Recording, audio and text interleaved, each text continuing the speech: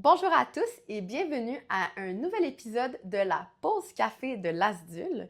La pause café est une émission donc de l'Association des étudiants au cycle supérieur en droit qui vise à parler de sujets, de thèmes qui vous intéressent et qui sont reliés à votre réussite académique. Je m'appelle Eugénie Laurence Fafard-Drareni et je suis la vice-présidente aux affaires académiques de l'ASDUL cette année. Aujourd'hui, je suis très chanceuse et honorée de recevoir Dominique Trudel, qui est la conseillère en emploi et au développement professionnel de la Faculté de droit. Bonjour Dominique. Bonjour Eugénie Laurence. Ça va bien? Ça va très bien, je te remercie. Je suis très contente. On est très heureux de te recevoir aujourd'hui. Est-ce que tu pourrais nous parler un peu donc de c'est quoi une conseillère en emploi et en développement professionnel? Oui, l'avantage que les étudiants de la faculté de droit ont, c'est d'avoir une ressource à temps complet attitrée uniquement à eux tout au long de leur parcours. La raison d'être de mon travail, c'est l'accompagnement individualisé à la préparation à l'intégration professionnelle en avance. Ce qui signifie en gros 3 thématiques que je peux mentionner déjà d'emblée. On accompagne sur la connaissance de soi, bien connaître la valeur de notre personnalité. On découvre le marché du travail et on apprend à utiliser les bonnes stratégies en intégration en emploi. Comment est-ce que vous accompagnez les étudiants? Donc là, tu parles de ces 3 thèmes-là, mais concrètement, est-ce que les étudiants peuvent prendre rendez-vous avec toi? Comment ça fonctionne? Ah oui, c'est simple. Prise de rendez-vous directement sur la plateforme du service de développement professionnel en ligne. Donc, tout est automatisé. Vous pouvez choisir une raison de consultation. Et l'idée, c'est d'offrir des périodes de 50 minutes qui sont individuelles et confidentielles à mon bureau. Et ce qui se passe quand on est ensemble, bien, on prend le temps de se déposer. On prend le temps de s'asseoir, on ferme la porte. Ce qui se passe entre nous, ça reste entre nous. Et on laisse la place à l'ouverture de soi, souvent par rapport à notre flou, lié à la carrière, qu'est-ce que je vais faire dans la vie et tout. Donc, c'est très basé sur un partage de conseils, de connaissances, mais aussi beaucoup d'écoute, de support, d'appui dans cette évolution-là qu'on vit en tant qu'étudiant, de dire, ben je vis mon parcours académique, mais en amont, il faut déjà que je commence à penser à ma carrière. Donc, l'accompagnement offert, il est très personnalisé.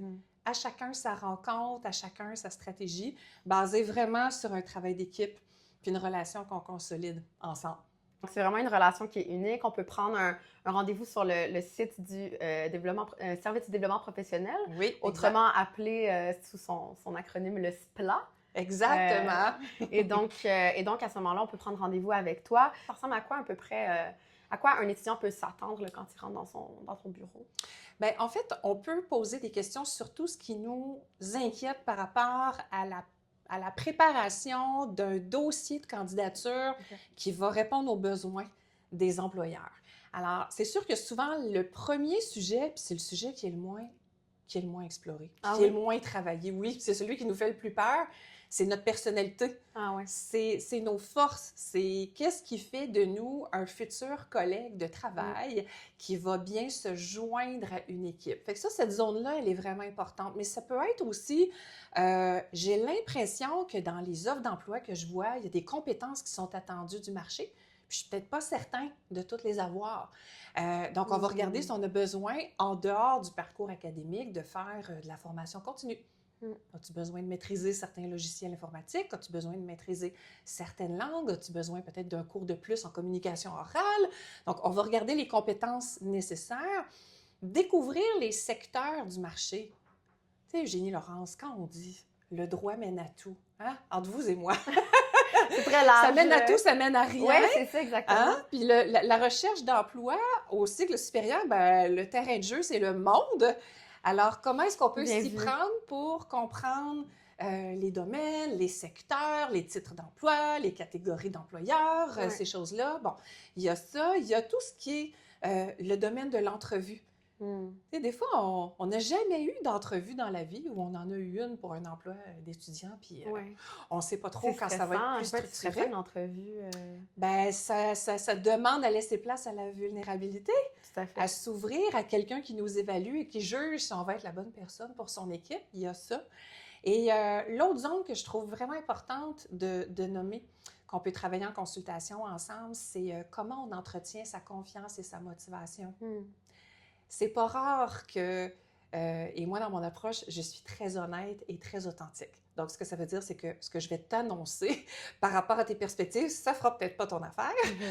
Peut-être que ça brillera pas autant que tu voudrais. Et peut-être aussi que je vais t'annoncer que, en fonction du projet que tu as, tu devras être patient et faire des démarches pendant 6, 8, 10 mois. Oh! Comment on maintient la cadence? Comment on maintient le rythme? Donc, motivation, confiance, c'est un thème que je trouve vraiment important de nommer aujourd'hui parce que des fois, on pense à la conseillère en emploi pour son CV puis sa lettre de présentation. Mais Et c'est ça plus va que bien ça. au-delà. Oui, C'est exact. beaucoup plus que ça. Puis c'est aussi, bon, tu parles aussi de comprendre le monde de l'emploi, mais puis tu parles aussi de la personnalité, se comprendre soi-même, puis le monde du travail est très, très large. C'est quoi la brique que moi, je veux apporter dans ce monde-là? C'est quoi l'emploi qui est fait pour moi? C'est quoi les préoccupations, selon toi, les plus fréquentes là, pour les étudiants, surtout au cycle supérieur, quand ils viennent à ton bureau? Oui, bien, c'est qu'est-ce que je vais dire aux membres de ma famille au souper du temps des fêtes par rapport à ce que je vais faire avec mes diplômes universitaires? Eh oui. Qu'est-ce que ça apporte au bout de tout ça des cycles supérieurs et ça va nous mener où dans la vie? Être en mesure de verbaliser à ses proches qu'on se sent dans le flou parce que dans les cycles supérieurs, on est en train de découvrir ce qui va avoir un sens pour notre carrière, mais on n'est pas encore en mesure de le traduire nécessairement par rapport au marché du travail. Donc, je pense que côtoyer son entourage et pas être en mesure de dire spécifiquement je vais aller travailler à tel endroit, dans tel pays, pour faire tel mandat, ça insécurise beaucoup parce que les étudiants voudraient avoir la finalité tout de suite. Pendant que dans les faits, hein, ce qui est important, et c'est ça que je vous amène à faire dans nos discussions, c'est oui, mais regardons le chemin. Tu es en train de développer ton identité professionnelle pendant tes études. Tu es en train de consolider l'homme professionnel, la femme professionnelle que tu deviens. Est-ce que tu vois ces choses-là et est-ce que tu peux prendre au passage des choses de ton parcours qui vont t'intéresser et qu'on va finir par prendre conscience qu'on va en faire une expertise au bout du compte? Donc, cette préoccupation-là des étudiants de se sentir peut-être seul dans un projet qui va être le sien, c'est quelque chose, je t'avoue, que j'entends souvent. Que tu vois beaucoup. C'est curieux que tu dis ça. Bon, j'aime beaucoup ce que tu dis, puis je lisais cette semaine le profil d'une doctorante à la faculté là, dans notre actualité. Puis elle disait, une de mes collègues qui disait qu'en fait, le doctorat en soi, c'est une expérience professionnelle. C'est pas juste un moyen pour accéder au marché du travail. Donc, de prendre le temps, de profiter aussi de son doctorat, c'est très, très important. Surtout que les parcours au cycle supérieur, on se mentira pas, c'est des parcours de longue haleine. C'est même des marathons, comme on peut dire, surtout au niveau de la rédaction. Donc, de prendre le temps, c'est important. Et toi, comment est-ce que tu rassures l'étudiant qui vient vers toi puis qui te dit qu'il est préoccupé, il veut avoir la garantie d'emploi tout de suite, il ne sait pas qu'est-ce qu'il va dire à sa famille? Qu'est-ce que tu peux donner comme conseil pour le rassurer là-dedans? Oui, bien de un, hein, c'est de se dire que l'investissement dans le parcours en vaut la peine. Puis tu l'as bien partagé, le parcours du doctorant, c'est un parcours professionnalisant. Donc, n'oublions pas que les années passées au travail de recherche, bien, le réflexe que l'on a, c'est de garder notre étiquette de « je suis un étudiant », mais en fait, je suis un apprenti chercheur. Oui, tout à fait. Donc, c'est une question... Moi, ce que je fais avec les étudiants, j'essaie de les amener à voir le changement de posture. Hein? Souvent, moi, je vais dire, bien, moi, je vous vois déjà comme un professionnel.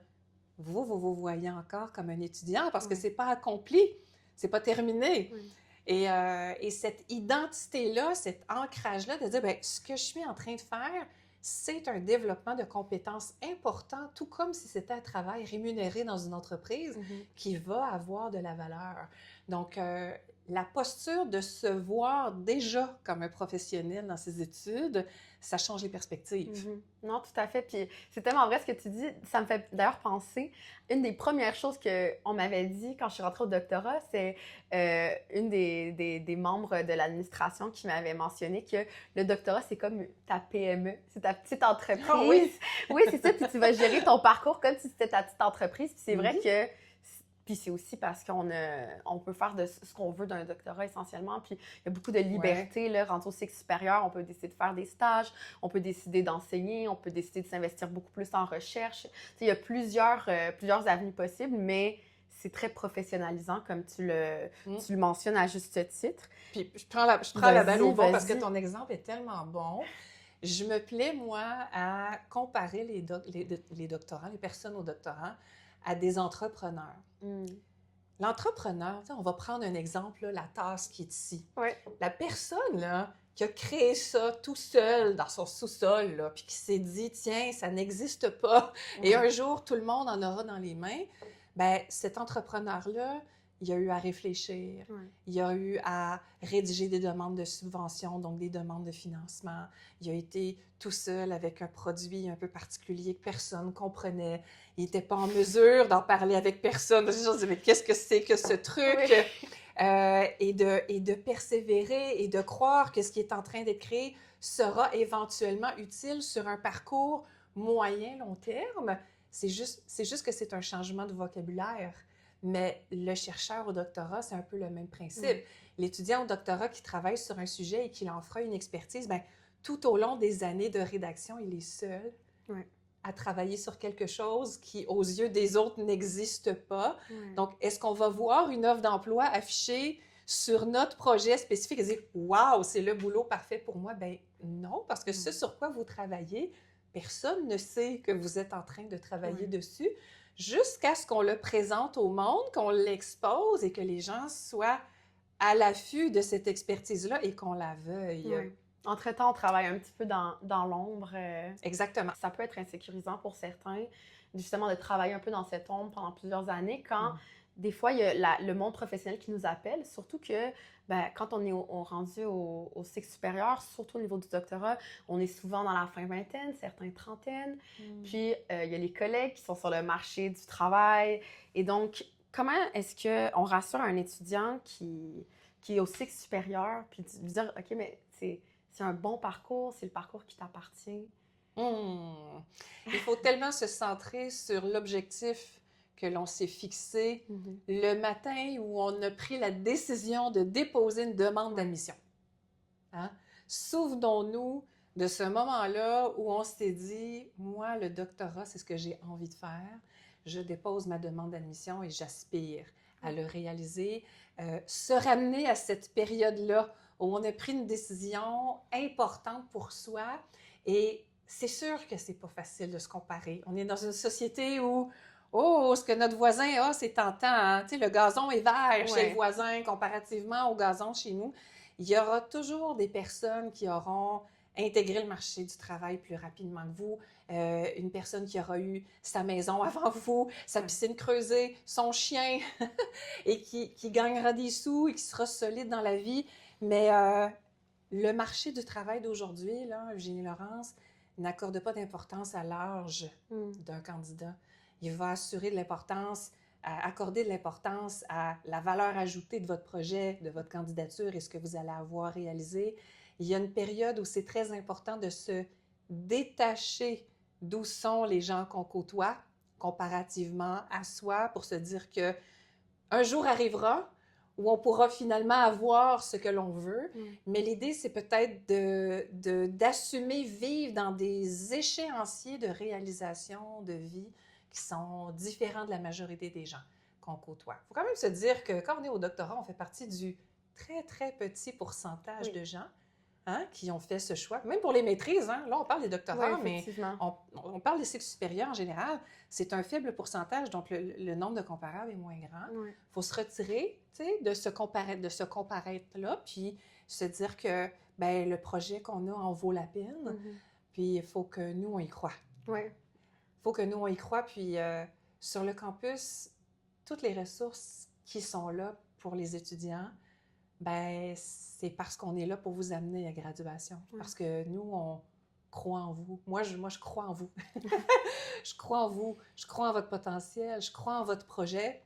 Et si à un moment ou à un autre, la comparaison est trop lourde, c'est peut-être le temps de parler à un ami. C'est peut-être le temps de parler à un collègue de classe. Même si on ne le connaît pas beaucoup, c'est peut-être le temps de parler à une ressource à laquelle on a accès à la faculté aussi pour se reconnecter. Donc, c'est vraiment la raison pour laquelle moi, là, comme conseillère en emploi, j'arrive au jour 1 du parcours académique. On ne parle pas de la carrière à l'obtention du diplôme, on en parle tout au long. Oui. Donc, c'est important de penser à son plan de carrière au travers de ses études. Absolument. Oui. Absolument. Et c'est le choix que j'ai fait, moi, à la faculté de droit, d'informer la direction et mes collègues pourquoi c'est important que je sois à la journée d'accueil. Tu sais, à la journée d'accueil, les étudiants, ils arrivent, puis le pitch que je fais, c'est simple, c'est vous n'avez pas fait votre première semaine de cours, vous ne savez même pas si vous allez aimer votre programme, et moi, je vous parle de l'importance de préparer le après. On est où là-dedans? C'est pas habituel en cours d'études de penser à la carrière, sauf habituellement la dernière année.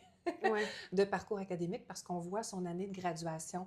Mais ce qui est important quand on entre au cycle supérieur, c'est de dire, OK, est-ce que je suis capable de regarder en arrière, prendre conscience de tout ce qu'il y a sur mon timeline de vie, puis le considérer, l'honorer, lui accorder de la valeur et du sens. Et après, c'est de se dire, bien, de temps en temps, faire un petit temps d'arrêt, prendre son pouls. J'adore cette expression-là, prendre son pouls. Je fais ça souvent, prendre mon pouls. Comment je feel? Ça va bien? Ça va ish bof. Et se voir dans l'acquisition, le développement de compétences et tranquillement assumer qu'on est dans une zone de flou, le vivre, mais commencer à regarder les options qui sont en avant. T'sais, un peu comme si on construisait le menu d'un chef cuisinier d'un restaurant. On est en mesure de faire plein de trucs, puis à un moment ou à un autre, on va retirer des choses jusqu'à graduation. Moi aussi, j'aime les images. On se rejoint là-dessus. Donc, s'armer de patience et s'armer aussi de confiance en soi. Vraiment important. Croire en son projet. Surtout, au moment de rédaction, il peut y avoir de l'isolement, il peut y avoir le syndrome de la page blanche, ça peut être difficile, ça peut prendre du temps. Puis des fois, même le temps qu'on pensait que ça allait prendre peut être étendu. Des fois, ça prend plus de temps. Mais donc, de continuer de croire aux objectifs, aux ambitions, aux idées qui nous ont poussés à postuler en premier lieu dans notre programme de cycle supérieur.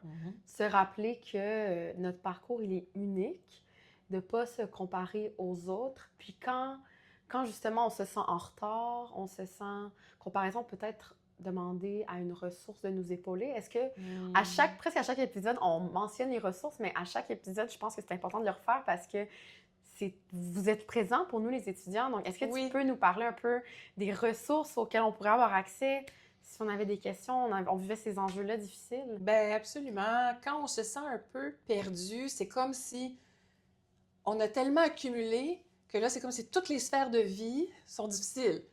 Tout est lourd. Tout va mal. Donc, la première chose, se recentrer sur le parcours académique et le projet. On a des étudiants impliqués au centre de soutien qui sont là pour les impasses en cours d'études.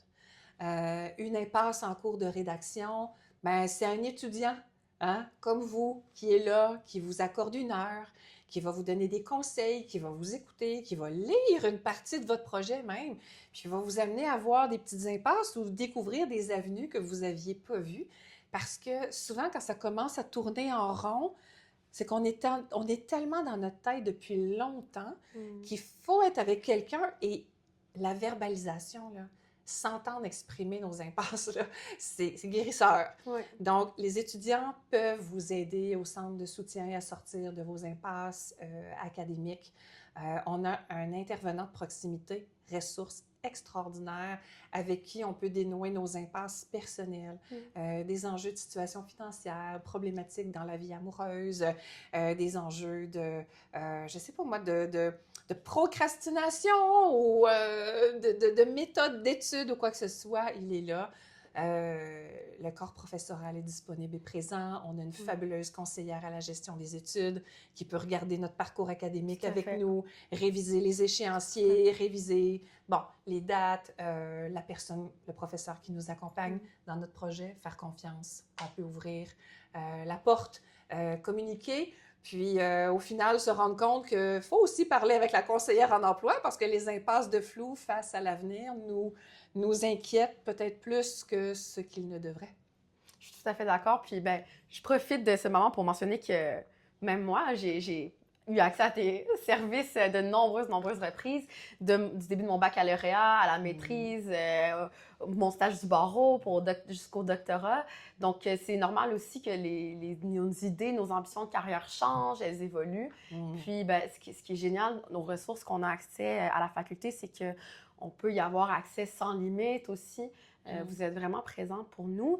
Et je profite aussi de ce moment-là pour vous mentionner que si vous n'aviez pas déjà vu l'émission avec Mamadou, qui est mentor au centre de soutien, et l'émission avec Olivier Martin, qui est notre intervenant de proximité facultaire, allez voir ces émissions qui sont très intéressantes et remplies vraiment de bienveillance.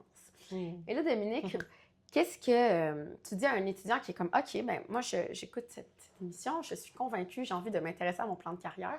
C'est quel geste que je devrais poser pour m'intéresser à moi-même, à mon plan de carrière? » La première étape, c'est un bilan personnel. J'en ai beaucoup parlé, de la conscience de soi, de la connaissance de soi. Un bilan personnel. Et le bilan personnel, c'est quoi? C'est prendre le temps de s'arrêter.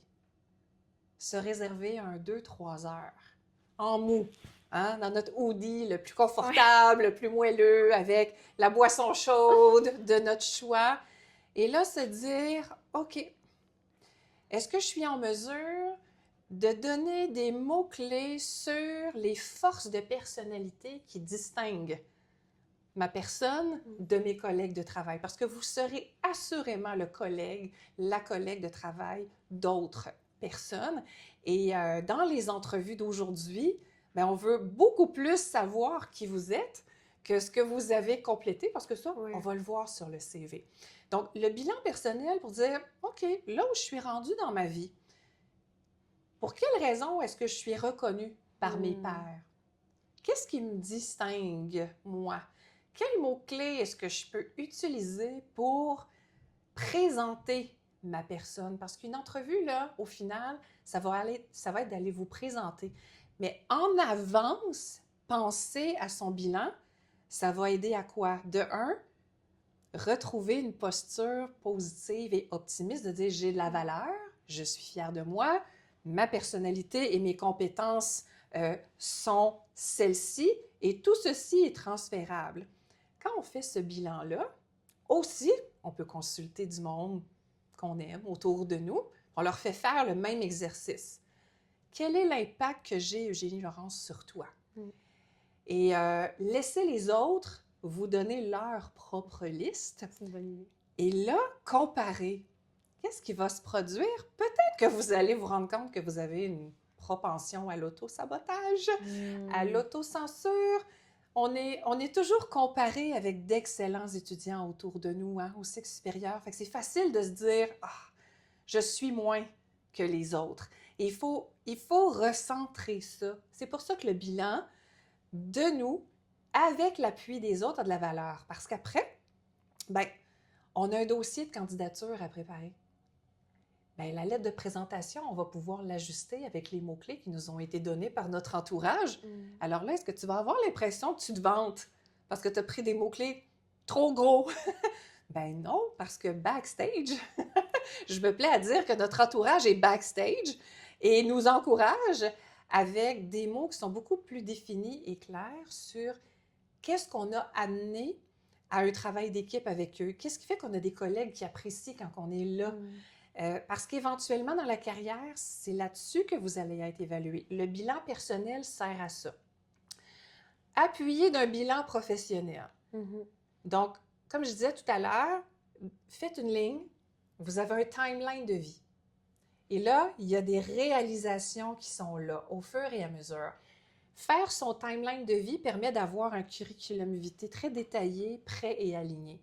Mais ce qu'il faut faire quand on fait un bilan, c'est cette expérience-là passée m'a apporté quoi? Qu'est-ce que j'ai appris?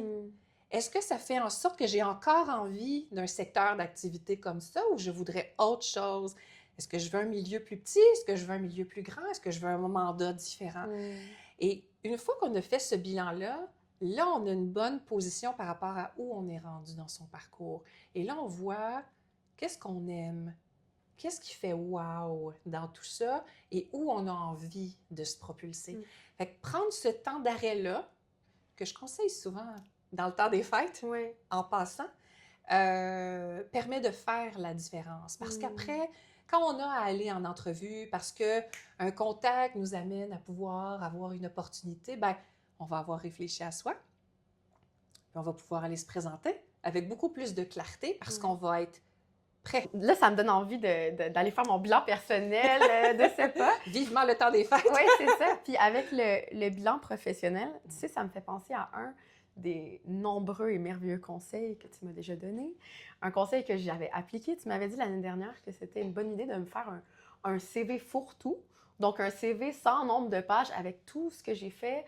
Et après ça, comme ça, quand j'applique pour certaines, que ce soit des implications, que ce soit pour des bourses ou que ce soit pour vraiment une expérience professionnelle de travail, bien, comme ça, après ça, je peux extirper de mon CV fourre-tout ce qui est pertinent pour l'emploi auquel j'applique ou pour la candidature quelconque auquel j'applique. Et en tout cas, ça me fait penser, donc c'est un bon moyen aussi de se faire un bilan professionnel, de juste mettre sur papier toutes ces expériences telles qu'elles soient, même remonter jusqu'au cégep peut-être. Donc, là où on se trouve trop jeune, là où nous devenons ce que nous avons vécu, tu sais. J'aime bien, moi, dire faire honneur à son histoire.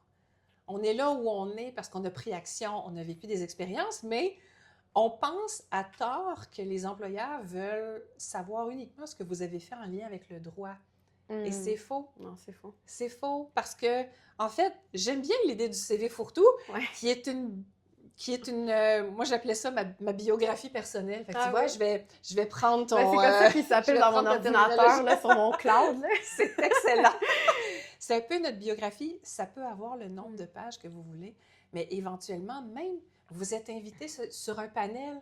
Votre expertise est reconnue par un prof. On vous dit, belle opportunité, on vous amène sur un panel dans une autre ville dans 2 semaines. Oh! OK, ma biographie, je la construis comment? Je suis qui, moi? Je suis qui? Je veux dire quoi de moi? Ai-je vraiment des réalisations? Notre mémoire est une faculté qui oublie aussi. On filtre avec le temps.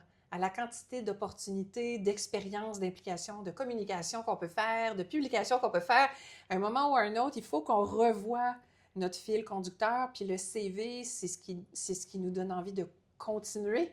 Parce qu'on le regarde, on doit être fier et on doit avoir envie de continuer de le garnir, en fait. Ah, tout à fait. Qu'est-ce que tu dirais aux étudiants qui nous ont écoutés aujourd'hui? Qu'est-ce qu'ils devraient retenir de notre échange? Prendre conscience de l'importance de réfléchir à soi-même. D'abord, faites confiance que les choix que vous avez faits sont les bons pour vous et que en tout temps, ce sera à vous de vous baser sur qui vous êtes, le côté unique de notre personnalité qui a une valeur et que ça, là, le beau joyau là, qui attend juste qu'on ouvre les portes puis qu'on brille, là. Trop cute. Ça a autant de valeur que tous les acquis académiques et toutes les expériences de bénévolat, d'implication bénévole, d'expérience de travail. Ça a autant de valeur. Alors, prendre soin de se découvrir, de se trouver bon, d'être fier de soi. Je me plais à dire que vous êtes le héros de votre destinée Et ce côté unique-là que vous avez en vous, considérez-le parce que dans le monde de demain, hein, c'est dans nos habiletés relationnelles qu'on pourra faire la différence et osez vous tourner vers votre bilan professionnel et vers moi, votre conseillère en emploi, en avance. C'est correct de consulter parce qu'on est dans le flou, en fait, et de se dire que on ne voit pas tout à fait quel emploi, quel titre d'emploi on occupera demain, mais en ayant une stratégie de découverte du marché, ben, on va se donner des occasions de la trouver, cette finalité-là, ensemble. Donc, investir un petit peu de temps à chaque session, à l'organiser, à le planifier, ce plan-là d'intégration professionnelle. Je pense que ce serait mon message. Un très beau message. Merci infiniment d'avoir été là aujourd'hui. Chers étudiants, je vous rappelle donc de vous abonner à toutes nos pages, les pages de la Faculté de droit et de l'ASDUL, AECSDUL, c'est quand même un acronyme spécial à retenir. Donc, on est sur Facebook, Instagram, LinkedIn, WhatsApp, TikTok. Merci et à la prochaine!